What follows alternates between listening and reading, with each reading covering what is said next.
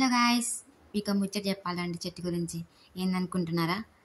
ఏం లేదనగానే వీడియోని స్క్రోల్ చేయకండి.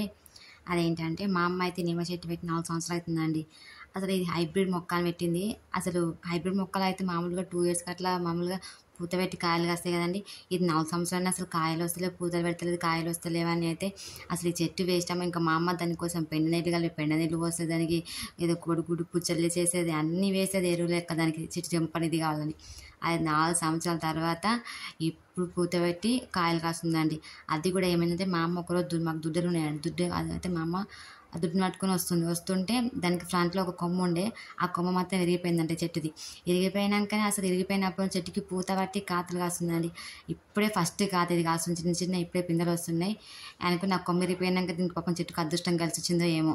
ఆ కొమ్మ ఎప్పుడు విరిగిపోయిందో అప్పటి నుంచి మంచిగా పూత పెట్టడం, అప్పుడే చిన్న చిన్న పిందెలాగా స్టార్ట్ అయినాయండి. నేనైతే ఎప్పుడు పిందెలు వస్తాయని చూస్తే అది ఇప్పుడు వచ్చినాయి, చూడాలి ఇక.